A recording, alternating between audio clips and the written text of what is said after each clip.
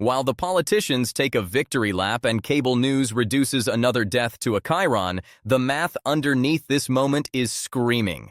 What you are being sold as a productive phone call is not reconciliation. It is damage control.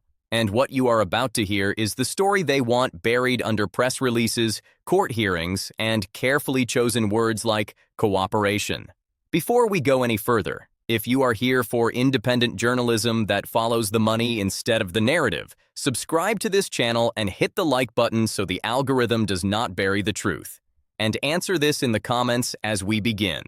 When the federal government kills a citizen during an enforcement operation, who actually pays the price? Washington or the communities left holding the bill? The official version is clean, polite, sanitized, a deadly federal shooting in Minnesota.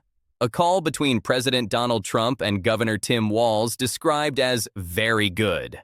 A shift in tone, a promise to consider pulling back federal agents, a pledge to talk to the Department of Homeland Security, and a new point man dispatched to Minneapolis, border czar Tom Homan, now on the ground, now the face of the operation. But this story is not about tone. It is about leverage. It is about liability. And it is about an enforcement strategy whose economic logic collapses the moment blood hits the pavement. The math does not lie, even when politicians do. On January 24th, Alex Jeffrey Pretti, a 37-year-old ICU nurse and U.S. citizen, was shot and killed by federal agents during an immigration enforcement operation in Minneapolis. Pretti worked at the Minneapolis VA Medical Center. He had no violent criminal record. He was known by colleagues as calm, methodical, and deeply committed to patient care, AP News, Star Tribune. Federal authorities initially stated that Pretti approached agents with a firearm and posed an imminent threat. That account was widely reported. Then video emerged. Multiple bystander videos reviewed by ABC News and CBS News appear to show Pretti holding a phone moments before agents tackled him.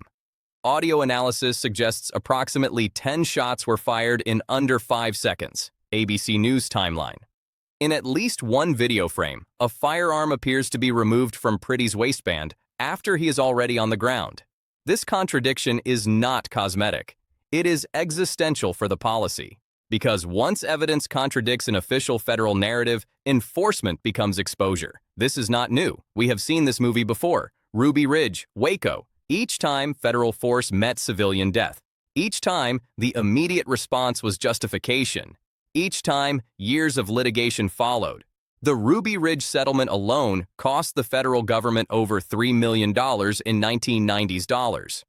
Waco generated decades of legal, political, and reputational damage. These events reshaped federal use of force doctrine for a generation. DHS was created after 9/11 specifically to centralize enforcement while minimizing risk. Its annual budget now exceeds $100 billion, Congressional Budget Office. ICE and CBP alone account for tens of billions annually. These agencies are not just enforcement bodies. They are financial machines. Every surge operation carries fixed costs, transport, equipment, housing, overtime, and variable costs, legal defense, insurance exposure, settlements, compliance monitoring. According to DOJ civil litigation data, federal wrongful death cases routinely settle in the $5 to $30 million range before trial. Trials can exceed that. Now add repetition. Operation Metro Surge was already expensive before Pretti was killed. It required sustained federal presence in urban environments without consistent state cooperation. Minnesota officials had already expressed concerns. Cooperation was uneven. Friction was high. Friction has a cost. Every time state officials refuse to assist ICE, federal agents must duplicate effort. Duplication increases headcount. Headcount increases overtime. Overtime explodes labor costs. Add legal exposure on top, and the return on enforcement collapses. This is what no one says plainly. An enforcement policy can fail financially even if it succeeds operationally. This is why the phone call happened. Trump did not soften his tone because of moral awakening. He softened it because Minnesota gained leverage the moment video contradicted federal claims. Because DHS funding negotiations are already fragile. Because a government shutdown deadline looms. Because appropriators do not gamble with liability. Reuters, PBS. This is not ideology, this is arithmetic. Now let us talk about who absorbs the shock. Meet David. David lives outside Minneapolis. He supervises logistics at a regional distribution hub. He earns roughly $74,000 a year. His mortgage is adjustable. His payment will increase by $420 next year. His daughter starts college soon. His wife works part-time because childcare would erase her income. When federal operations flood Minneapolis, delivery routes are rerouted. When protests erupt, insurance premiums spike. When municipalities divert funds to policing and compliance, property taxes creep upward. David did not pull the trigger. David did not authorize the operation. But David pays. Now meet Sarah. Sarah owns a small cafe near downtown Minneapolis. Her insurance premiums rose after the protests. Her foot traffic dropped. Her city increased fees to cover policing costs. She did not attend the operation. She did not vote on federal policy. But she pays. This is how policy becomes personal. Now the dominoes fall. The first domino is legal uncertainty. Minnesota officials moved to secure evidence preservation. Federal judges intervened. Investigations multiplied. Operations slowed. AP News, local court filings. The second domino is budgetary stress.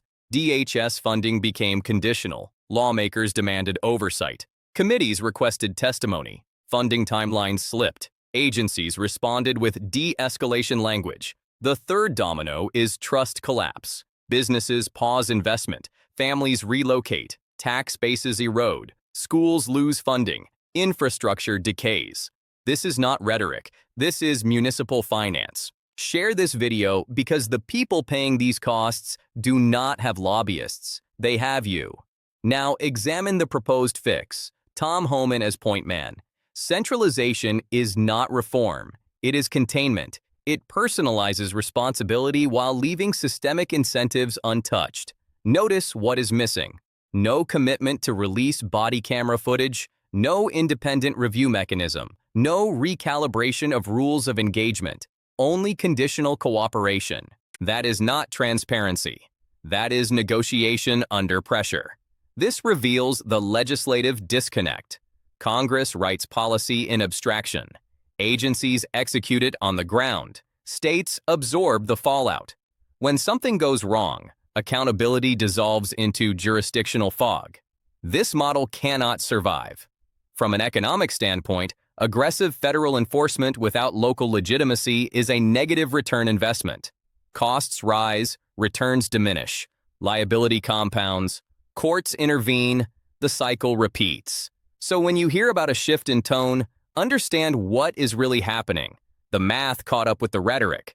The system is approaching checkmate. Not from activists, but from budgets, judges, and bond markets. And that leaves one question. If a policy requires denial to function, if it bankrupts trust faster than it enforces compliance, if ordinary people pay while power deflects, is the policy itself fundamentally broken? Or put more simply, how many Davids and Sarahs have to quietly absorb the cost before someone in power admits the system is in oblivion? If you believe journalism should challenge power instead of translating it, subscribe to this channel. Join this community, because the truth does not survive on press releases. It survives when people demand to see the math and refuse to look away.